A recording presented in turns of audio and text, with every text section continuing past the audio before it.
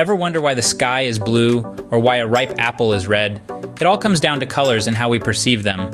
Colors, those vibrant strokes on the canvas of life, are far more than just a visual treat. They are an intriguing blend of science and art, a manifestation of light's playful interaction with matter, and the artist's magical tool for breathing life into their creations. As we delve into this fascinating world, we'll explore the differences between colors as they exist in the electromagnetic spectrum and as they are used in pigments for painting. We'll journey through the realm of primary, secondary, and tertiary colors, and even dive into the subtle nuances of shades, tints, and tones. And along the way, we'll discover the amazing ways in which these colors manifest in our natural world. So fasten your seatbelts, folks. Stay tuned as we embark on this colorful journey together. The colors you see are all part of the electromagnetic spectrum, but what does that mean? Well, let's dive into it. Imagine the electromagnetic spectrum as a vast, invisible highway of energy. This highway is populated by photons, tiny packets of energy whizzing along at different speeds. The speed of these photons, or their frequency, determines the type of electromagnetic energy they carry, from radio waves to gamma rays. However, nestled in this expansive spectrum, there's a small section that our human eyes can perceive. This is the visible light spectrum, where all the magic of colors happens. Now, each color corresponds to a different wavelength within this spectrum, like unique lanes within this highway of light. At one end, we have red, the color with the longest wavelength. As we move along the spectrum, the wavelength shortens, and we transition through orange, yellow, green, blue, and indigo, until we reach violet, the color with the shortest wavelength. But how do our eyes perceive these colors? Well, inside our eyes are millions of tiny receptors called cones. These cones are sensitive to different wavelengths of light. When light hits these cones, they send signals to our brain, which interprets these signals as different colors. It's like your brain is an artist, painting a picture of the world using the light it receives. However, it's worth noting that not all creatures perceive colors the same way. Some animals, like dogs, see fewer colors than we do, while others, like certain birds and insects, see colors beyond our human spectrum, including ultraviolet. So when you look at a rainbow, you're actually seeing light split into its spectrum of colors. That beautiful arc in the sky is a natural demonstration of the electromagnetic spectrum at work, a cosmic painting rendered in light. It's a reminder that colors are more than just visual experiences. They're part of the fundamental fabric of our universe. Fascinating, isn't it? What about the colors we see in paintings or photographs? They're not light, but pigments. Now, pigments are fascinating little things.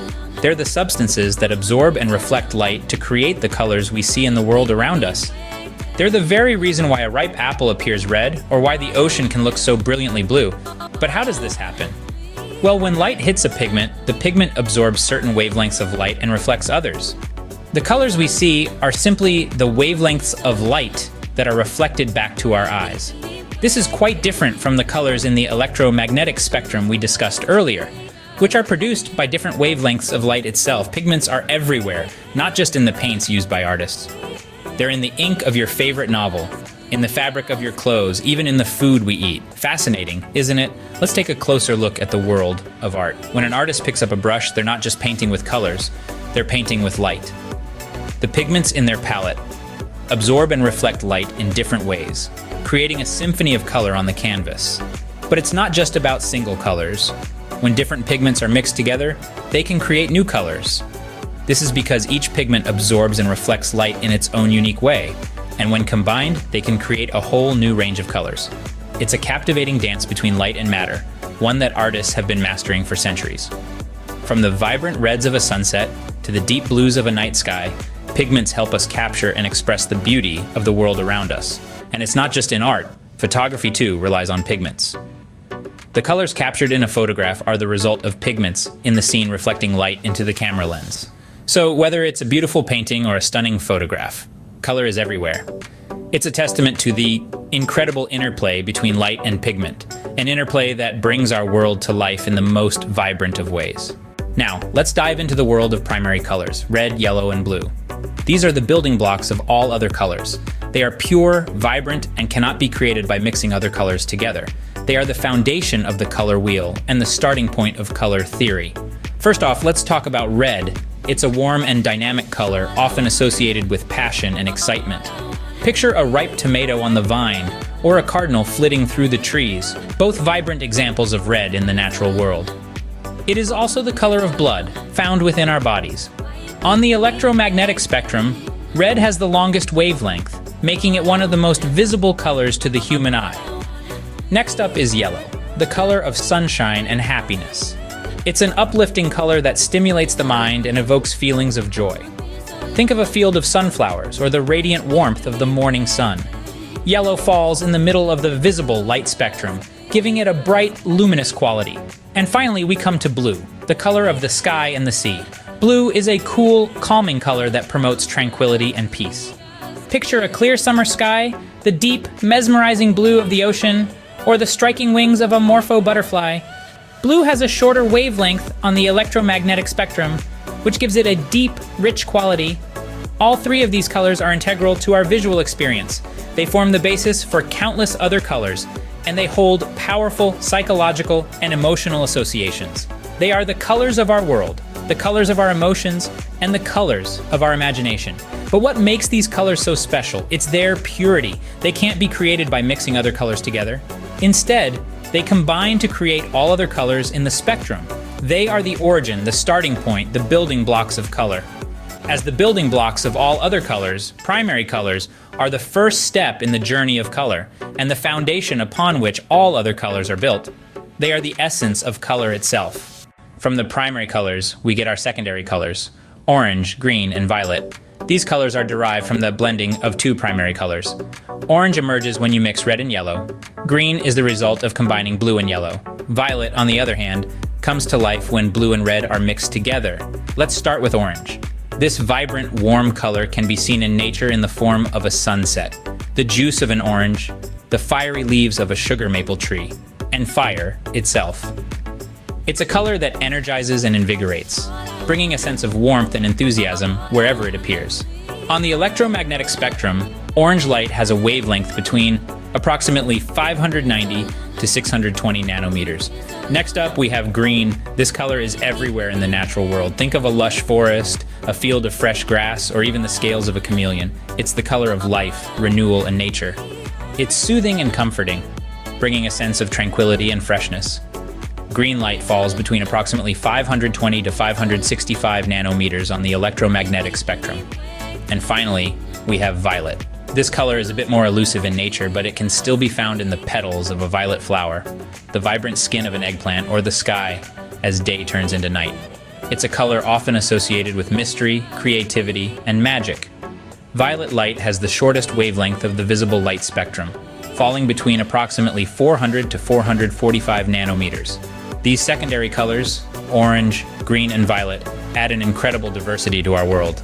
They bring depth to a painting, complexity to a photograph, and richness to our everyday lives. They are the beautiful result of the blending of primary colors, proving that sometimes the sum is indeed greater than its parts. Secondary colors add richness and depth to our world. And finally, we have our tertiary colors: magenta, vermilion, flax, chartreuse, viridian, and indigo. Let's start with magenta, a rich and vibrant hue that sits between red and blue in the spectrum. It's a color that's often seen in flowers, like the stunning bougainvillea, which bursts into life with this vivid shade. It's also the color that paints the sky at sunset, filling it with a warmth that's almost tangible. Next, we have vermilion, a brilliant red-orange. This color is a showstopper, found in the fiery plumage of the scarlet ibis or the shell of a pumpkin and the peel of a tangerine. Traffic cones in the US are often vermilion-colored. In the electromagnetic spectrum, vermilion sits between red and orange, adding a touch of flamboyance. Flax, a muted yellow-orange, is a color of subtlety and understated elegance. It's the color of a field of wheat swaying in the breeze, a lion's mane, your standard house cricket, or the soft fur of a golden retriever. It's nestled between yellow and orange on the spectrum, providing a soft transition that's pleasing to the eye. Chartreuse, a toned-down yellow-green, is a color that evokes comfort. It's the muted hue of a peeled avocado, the statuesque saguaro cactus, or the skin of a Bartlett pear. In the spectrum, it sits between yellow and green, adding a feel of calmness wherever it appears. Viridian, a deep blue-green, is a color of depth and intrigue. Viridian has quite a range of hues, tints, and tones throughout nature. It's the color of the treasured turquoise stone, the shimmering feathers on the head of a male mallard duck, the dull spiny leaves of the aloe vera plant, and the glossy leaves of a holly bush. It's found between blue and green on the spectrum, offering a sense of excitement and intrigue. And last but not least, we have indigo, a deep blue-violet. Often referred to today as blue, it is in fact indigo. It's the color of the midnight sky, a bunch of ripe blueberries, or what you would think of when you think of a standard pair of blue jeans. On the spectrum, it sits between blue and violet, adding depth and mystery to our world. Tertiary colors bring complexity and diversity to our colorful world. But colors are not just about primary, secondary, and tertiary. No, indeed, there is a symphony playing within every hue, a world of variation that can be explored through shades, tints, and tones. Imagine a color as a song. The original hue is the melody, the tune that gets stuck in your head. But as any music lover knows, a song is more than just its melody. There are harmonies, rhythms, and textures that give the song depth and richness. In the world of color, shades, tints, and tones play these roles. Let's start with shades. When we talk about shades in color, we're talking about a color that has been darkened by adding black. This is like a song that's been slowed down, deepened, given a more intense, dramatic feel. Think of the sultry tones of a jazz ballad or the brooding atmosphere of a gothic novel. That's what shades can do to a color. Now let's move on to tints. A tint is a color that's been lightened by adding white. This is like taking a song and giving it a faster, more upbeat tempo. It's like turning a rock anthem into a pop hit. Tints create a lighter, more pastel version of a color, bringing a sense of softness, gentleness, and calm. Finally, let's talk about tones. A tone is a color that's been muted, usually by adding gray. This is like taking a song and stripping it back, making it acoustic, raw, and real. Tones create a more subtle, sophisticated version of a color, offering a sense of depth and complexity. So you see, every color has a world within it, a world that can be explored and experienced through shades, tints, and tones. It's these variations that make colors so fascinating, so rich, so full of endless possibilities. So, next time you see a color, think about its shade, tint, and tone. And remember, in the world of color, there's always more than meets the eye. Now that we've explored the colorful world around us, we want to hear from you. This journey through the spectrum of colors, their unique characteristics, and the roles they play in our world has been as enlightening as it has been vibrant. But, as the old adage goes, learning is a two-way street. So let's turn the spotlight onto you for a moment. We bet you've picked up a thing or two about the many hues of life. Maybe you've started seeing the world around you in a new light, or perhaps you've uncovered a newfound appreciation for the colors that paint our everyday existence. But here's the real question. Have you stumbled upon any fascinating color facts or insights that you'd love to share with us? We're all ears. And if you've found this exploration of color as intriguing as we have, why not delve deeper into the world of knowledge with us? The Wealth, Health, and Truth channel is a treasure trove of wisdom filled with enlightening content that spans a wide array of fascinating subjects. By liking this video and subscribing to our channel, you're not just supporting us, but also opening up a world of learning and discovery for yourself.